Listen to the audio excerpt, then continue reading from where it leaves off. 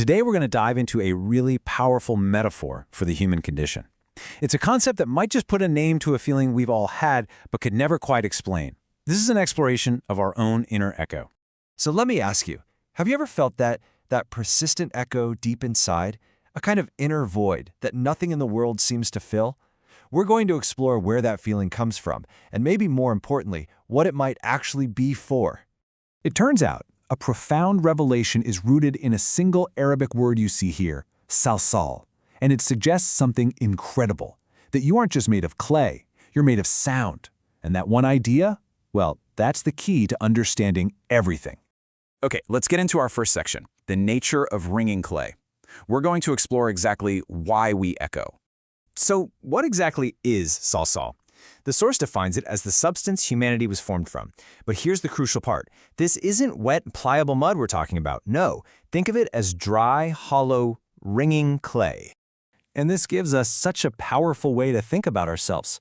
Just like a dried clay pot, our very nature is to respond with an echo when we're tapped by the world. We are, by our very design, hollow vessels. And because we're hollow, we echo. This insight connects directly to so much of our behavior. You ever wonder why we speak so constantly? Why we debate endlessly? Or just think way more than is necessary? The source suggests we're creating noise, any noise at all, to try and hide that profound silence inside us.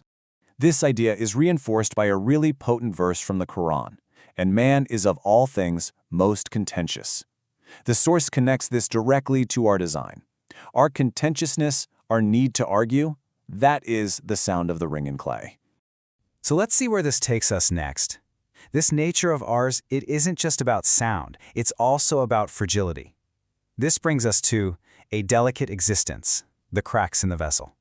This really illustrates the inherent vulnerability of being made from dry clay. I mean, wet clay can bend, it can be reshaped, but dry, hollow clay, it cracks. And just think about that for a second, how a single harsh word can feel like it completely shatters your inner peace. And this vulnerability, it creates an opening for what the source calls the whispering of temptation. This is hollow. I can enter here. I can whisper here.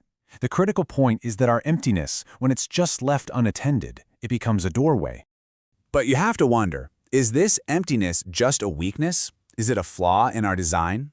Well, let's pivot our understanding completely with this next section. The purpose of the void, a look into its deliberate design. So really, we have two ways of looking at this. Is the void a flaw, a weakness that just invites noise and something to be feared? Or is it a design, a space created for a very specific purpose, a potential just waiting to be fulfilled? You know, the analogy here is so simple, but it's incredibly profound. A cup is only useful because it's empty. Its entire value lies in its capacity to be filled. The source material argues that this inner void of ours was never created for the world, for all the noise or for distractions to fill it up.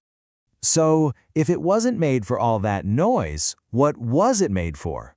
This brings us to our final, culminating section, filling the sacred vessel, the ultimate transformation. And here it is. This is the core revelation. That empty space was deliberately designed as a place for the spirit. It's a vessel that was intended to be filled with remembrance, or what's known in Arabic as Zikr. Now, this is a crucial distinction. The divine isn't meant to be just intellectual information that we can debate about. No, it's meant to be sustenance that we absorb. It is the water for the dry clay, the nourishment for the empty soul. So what happens when this vessel is finally filled with its true purpose, with the remembrance of the divine? The source tells us its most fundamental property completely changes. Its echo stops.